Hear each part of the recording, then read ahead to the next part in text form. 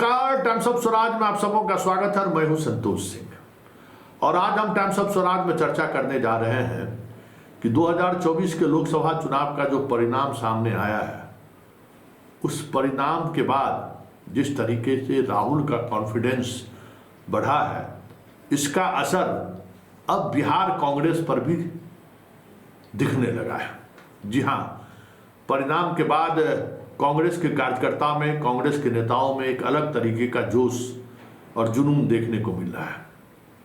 परिणाम के बाद से ही नीतीश सरकार को लेकर हो या राजद के उस नीति को लेकर जिस वजह से इंडिया गठबंधन को बिहार में उस तरीके की सफलता नहीं मिली, इन दोनों मसलों पर कांग्रेस के नेता काफ़ी मुखर दिख रहे हैं। हाल ही के दिनों में पूरे प्रदेश में लॉ एंड ऑर्डर की बिगड़ती हालात को लेकर इंडिया गठबंधन के लोग सड़क पर उतरे।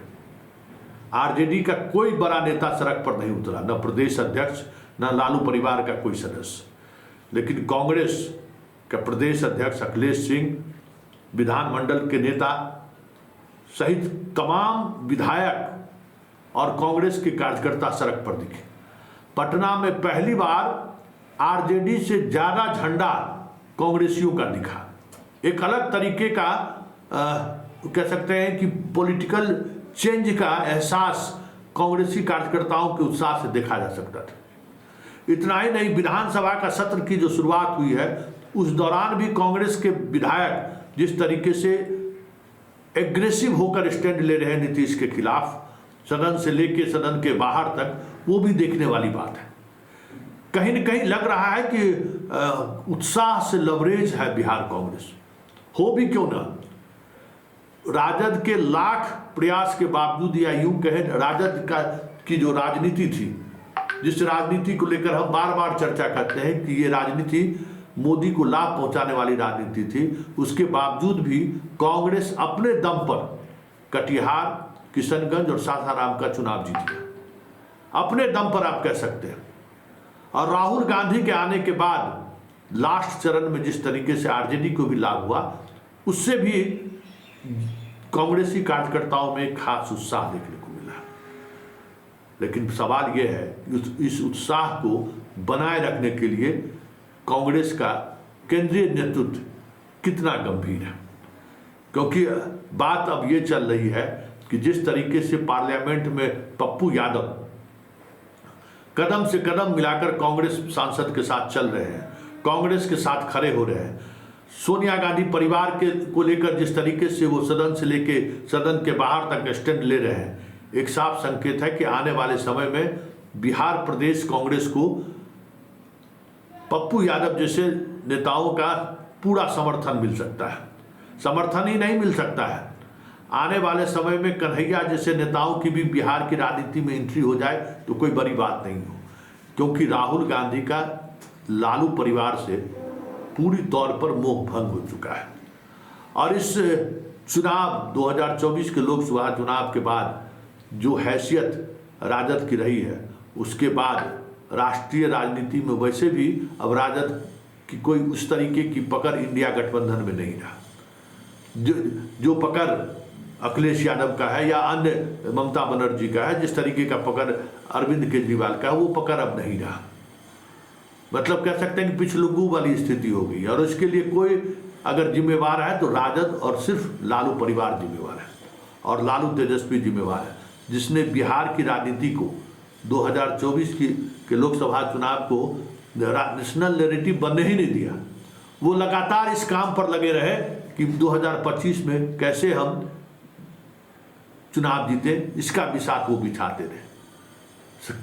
शायद नेशनल नैरेटिव के आधार पर जैसे यूपी में चुनाव लड़ा गया, उसी तरीके से कांग्रेस और आरजेडी और अन्य गठबंधन में जो अन्य लोग, अन्य पार्टियां थी, साथ मिलकर चुनाव लड़ी होती तो आज केंद्र में इंडिया गठबंधन की सरकार होती। ये बात सभी लोग महसूस कर रहे हैं। ऐसे में कांग्रेस की सक्रियता बिहार में संकेत है कि आने वाले समय में अब कांग्रेस बिहार में बराबरी की राजनीति करेगी, क्योंकि जो सिचुएशन है और जिस तरीके से कांग्रेस एग्रेसिव है, दिख तो ऐसा ही रहा है कि आने वाले समय में कांग्रेस संगठनात्मक तौर पर भी बिहार में बड़े बदलाव के पक्ष में है। वैसे सड़क पर सक्रियता देखकर हर कोई हैरान है।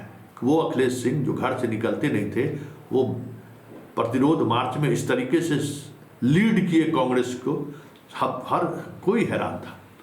मतलब संकेत साफ है, कहीं न कहीं ऊपर से भी संकेत है कि अब पिछलग्गू बनकर बिहार में राजनीति नहीं करना है, बिहार में भी अब फ्रंट फुट पर राजनीति करना है।